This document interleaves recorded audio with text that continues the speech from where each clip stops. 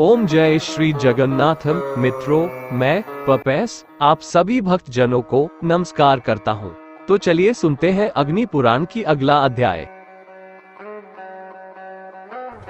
कुंड निर्माण एवं अग्नि स्थापन संबंधी कार्य आदि का वर्णन। नारद जी कहते हैं, महर्षियों, अब मैं अग्नि संबंधी कार्य का वर्णन करूंगा, जिससे मनुष्य संपूर्ण मनोवांछित वस्तुओं का भागी होता है। 24 अंगुल की चौकोर भूमि को सुत से नाप कर चिन्ह बना दे, फिर उस क्षेत्र को सब ओर से बराबर खोदे। 2 अंगुल भूमि चारों ओर छोड़कर खोदे हुए कुंड की मेखला बनावे। मेखलाएं 3 होती हैं, जो सत्व, रज और तम नाम से कही गई है। उनका मुख पूर्व अर्थात बाह्य दिशा की ओर रहना चाहिए। मेखलाओं की अधिकतम ऊंचाई 12 अंगुल की रखें, अर्थात भीतर की ओर से पहली मेखला की ऊंचाई 12 अंगुल रहनी चाहिए। उसके बाह्य भाग में दूसरी मेखला की ऊंचाई 8 अंगुल की और उसके भी बाह्य भाग में तीसरी मेखला की ऊंचाई 4 अंगुल की रहनी चाहिए। इसकी चौड़ाई क्रमशः 8, 2 और 4 अंगुल की होती है। योनि सुंदर बनाई जाए। उसकी लंबाई 10 अंगुल की हो। वो आगे आगे की ओर क्रमशः 6, 4 और 2 अंगुल ऊंची रहे, अर्थात उसका पिछला भाग 6 अंगुल, उससे आगे का भाग 4 अंगुल, उससे भी आगे का भाग 2 अंगुल ऊंचा होना चाहिए। योनि का स्थान कुंड की पश्चिम दिशा का मध्य भाग है। उसे आगे की ओर क्रमशः नीची बनाना चाहिए। उसकी आकृति पीपल के पत्ते की सी होनी चाहिए। उसका कुछ भाग कुंड में प्रविष्ट रहना चाहिए। योनि का आयाम 4 अंगुल का रहे और नाल 15 अंगुल बड़ा हो। योनि का मूल भाग 3 अंगुल और उससे आगे का भाग 6 अंगुल विस्तृत हो। ये 1 हाथ लंबे चौड़े कुंड का लक्षण कहा गया है। 2 हाथ या 3 हाथ के कुंड में नियमानुसार सब वस्तुएं तदरूप द्विगुण या त्रिगुण बढ़ जाएंगी। अब मैं 1 या 3 मेखला वाले गोल और अर्धचंद्राकार आदि कुंडों का वर्णन करता हूँ। चौकोर कुंड के आधे भाग अर्थात ठीक बीचों बीच में सूत रखकर उसे किसी कोण की सीमा तक ले जाएं। मध्य भाग से कोण तक ले जाने में सामान्य दिशाओं की अपेक्षा वो सूत जितना बढ़ जाए, उसके आधे भाग को प्रत्येक दिशा में बढ़ाकर स्थापित करें और मध्य स्थान से उन्हीं बिंदुओं पर सूत को सब ओर घुमावे तो गोल आकार बन जाएगा। कुंडार्ध से बढ़ा हुआ जो कोण भागार्ध है उसे उत्तर दिशा में बढ़ाएं तथा उसी सीध में पूर्व और पश्चिम दिशा में भी बाहर की ओर यत्न पूर्वक बढ़ाकर चिन्ह कर दे। फिर मध्य स्थान में सूत का एक सिरा रखकर दूसरा छोर पूर्व दिशा वाले चिन्ह पर रखें और उसे दक्षिण की ओर से घुमाते हुए पश्चिम दिशा के चिन्ह तक ले जाएं। इससे अर्धचंद्राकार चिन्ह बन जाएगा। फिर उस क्षेत्र को खोदने पर सुंदर अर्धचंद्र कुंड तैयार हो जाएगा। कमल की आकृति वाले गोल कुंड की मेखला पर दलाकार चिन्ह बनाए जाएं। होम के लिए एक सुंदर स्नुक तैयार करें जो अपने बाहु दंड के बराबर हो। उसके दंड का मूल भाग चतुरस्त्र हो। उसका माप 7 या 5 अंगुल का बताया गया है। उस चतुरस्त्र के तिहाई भाग को खुदवाकर गर्त बनावे। उसके मध्य भाग में उत्तम शोभायमान वृत्त हो। उक्त गर्त को नीचे से ऊपर तक तथा अगल बगल में बराबर खुदावे। बाहर का अर्ध भाग छील कर साफ करा दे। उस पर रंदा करा दे। चारों ओर 1/4 अंगुल जो शेष के आधे का आधा भाग है भीतर से भी छीलकर साफ चिकना करा दे। शेषार्ध भाग द्वारा उक्त खाद की सुंदर मेखला बनवावे। मेखला के भीतरी भाग में उस खाद का कंठ तैयार करावे, जिसका सारा विस्तार मेखला की 3/4 के बराबर हो। कंठ की चौड़ाई 1 या 1.5 अंगुल के माप की हो। उक्त श्रुक के अग्रभाग में उसका मुख रखिए, जिसका विस्तार 4 या 5 अंगुल का हो। मुख का मध्य भाग 3 या 2 अंगुल का हो। उसे सुंदर एवं शोभायमान बनाया जाए। उसकी लंबाई भी चौड़ाई के ही बराबर हो। उस मुख का मध्य भाग नीचा और परम सुंदर होना चाहिए। श्रुक के कंठ देश में एक ऐसा छेद रहे जिसमें कनिष्ठ का अंगुली प्रविष्ट हो जाए। कुंड अर्थात श्रुक के मुख का शेष भाग अपनी रुचि के अनुसार विचित्र शोभा से संपन्न किया जाए। श्रुक के अतिरिक्त एक श्रुआ भी आवश्यक है, जिसकी ऊंचाई दंड सहित 1 हाथ की हो। उसके डंडे को गोल बनाया जाए। उस गोल डंडे की मोटाई 2 अंगुल की हो। उसे खूब सुंदर बनाना चाहिए। श्रुआ का मुख भाग कैसा हो ये बताया जाता है। थोड़ी सी कीचड़ में गाय अथवा बछड़े का पैर पड़ने पर जैसा पद चिन्ह उभर आता है, ठीक वैसा ही श्रुआ का मुख बनाया जाए। अर्थात उस मुख का मध्य भाग 2 भागों में विभक्त रहे। उपर्युक्त अग्नि कुंड को गोबर से लीप कर उसके भीतर की भूमि पर बीच में 1 अंगुल मोटी एक रेखा खींचे, जो दक्षिण से उत्तर की ओर गई हो। उस रेखा को वज्र की संज्ञा दी गई है। उस प्रथम उत्तरार्ध रेखा पर उसके दक्षिण और उत्तर पार्श्व में 2 पूर्वाग्र रेखाएं खींचे। इन दोनों रेखाओं के बीच में पुनः 3 पूर्वाग्र रेखाएं खींचे। इनमें पहली रेखा दक्षिण भाग में हो और शेष 2 क्रमशः उसके उत्तरोत्तर भाग में खींची जाएं। मंत्रज्ञ पुरुष इस प्रकार उल्लेखन रेखाकरण करके उस भूमि का अभ्युरक्षण सेचन करे। फिर प्रणव के उच्चारण पूर्वक भावना द्वारा एक विष्टर आसन की कल्पना करके उसके ऊपर वैष्णवी शक्ति का आवाहन एवं स्थापन करें। देवी के स्वरूप का इस प्रकार ध्यान करें। वे दिव्य रूप वाली हैं और दिव्य वस्त्राभूषणों से विभूषित हैं। तत्पश्चात ये चिंतन करें कि देवी को संतुष्ट करने के लिए अग्निदेव के रूप में साक्षात श्री हरि पधारे हैं। साधक उन दोनों का पूजन करके शुद्ध कांस्यादि पात्र में रखी और ऊपर से शुद्ध कांस्यादि पात्र द्वारा ढकी हुई अग्नि को लाकर क्रव्याद अंश को अलग करके क्षणादि से शोधित उस अग्नि को कुंड के भीतर स्थापित करें। तत्पश्चात उस अग्नि में प्रादेश मात्र अंगूठे से लेकर तर्जनी के अग्रभाग के बराबर की समिधाएं देकर कुशों द्वारा 3 बार परिसमूहन करें।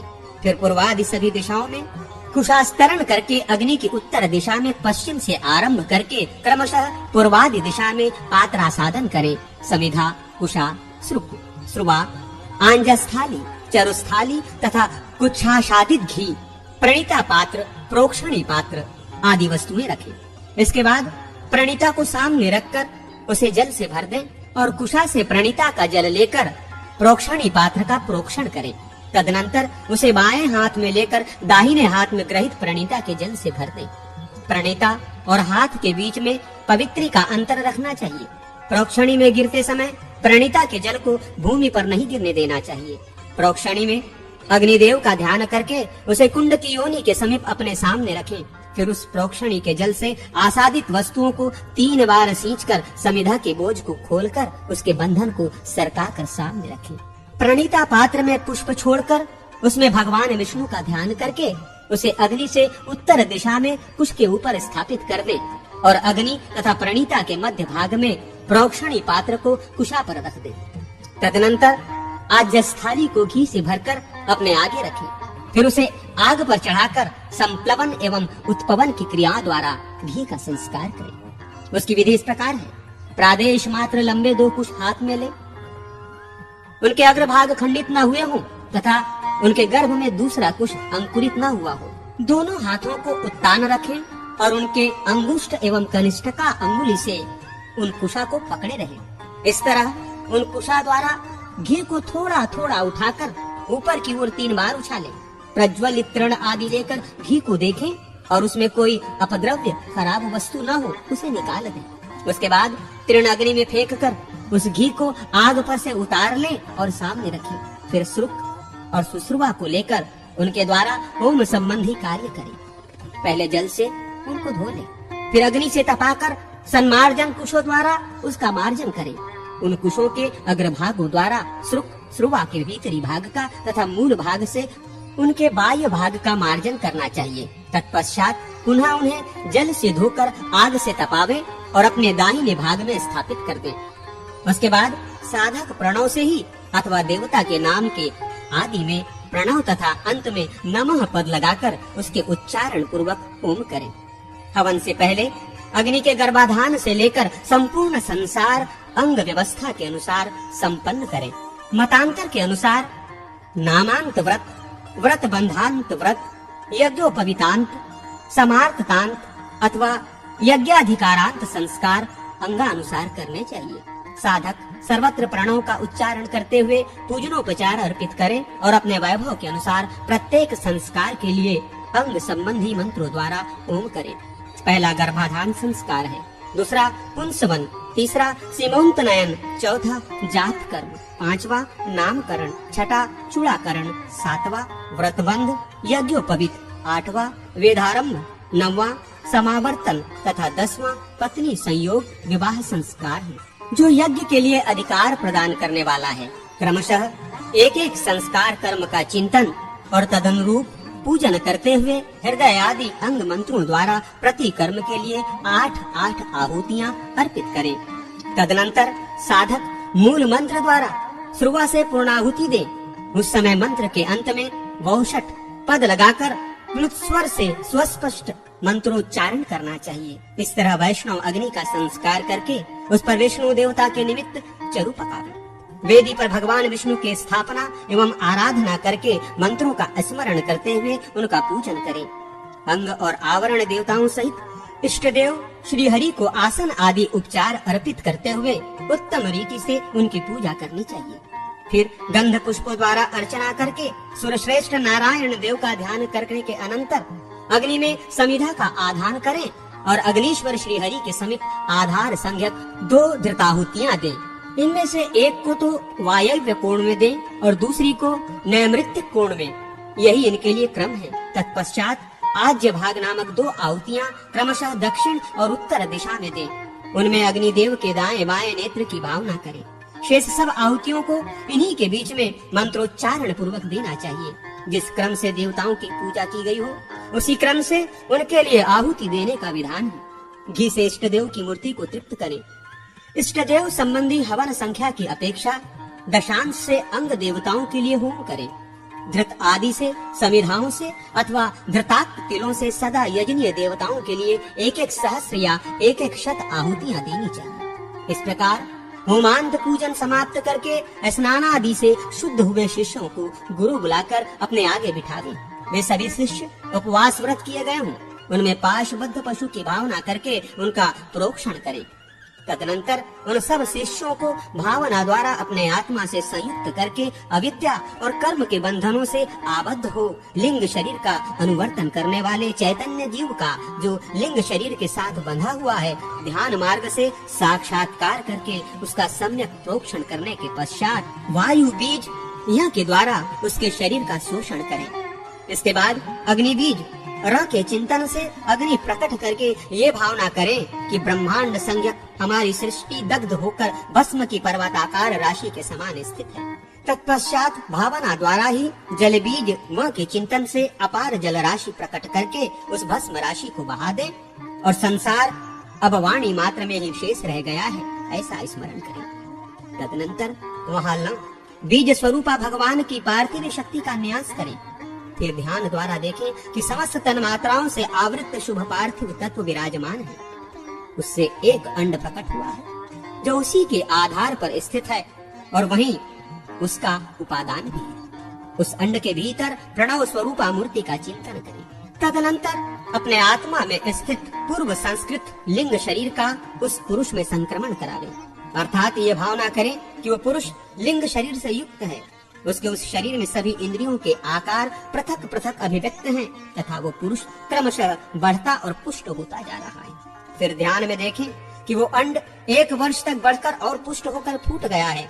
उसके 2 टुकड़े हो गए हैं। उसमें ऊपर वाला टुकड़ा द्युलोक है और नीचे वाला भूलोक। इन दोनों के बीच में प्रजापति पुरुष का प्रादुर्भाव हुआ है।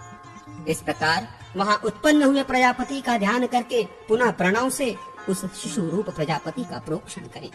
फिर यथा स्थान पूर्वोक्त न्यास करके उनके शरीर को मंत्रमय बना दें। उनके ऊपर विष्णु हस्त रखें और उन्हें वैष्णव माने।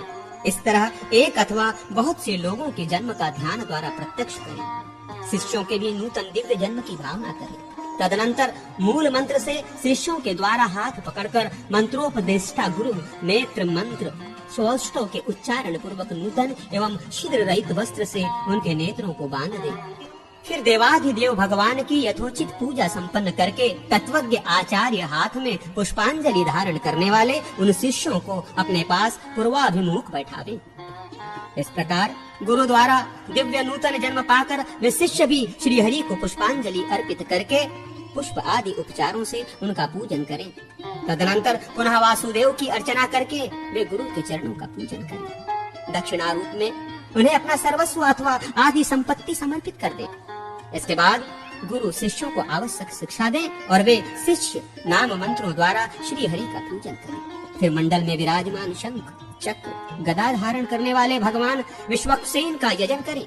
जो द्वारपाल के रूप में अपनी तर्जनी अंगुली से लोगों को तर्जना देते हुए अनुचित क्रिया से रोक रहे हैं। इसके बाद श्री हरि की प्रतिमा का विसर्जन करें। भगवान विष्णु का सारा निर्माल्य विश्वक्सेन को अर्पित कर दें। तदनंतर प्रणीता के जल से अपना और अग्निकुंड का अभिषेक करके वहाँ के अग्निदेव को अपने आत्मा में लीन कर लें। इसके पश्चात विश्वक्सेन का विसर्जन करें। ऐसा करने से भोग की इच्छा रखने वाला साधक संपूर्ण मनोवांछित वस्तु को पा लेता है और मुमुक्षु पुरुष श्री हरि में विलीन होता है, सायुज्य मोक्ष प्राप्त करता है।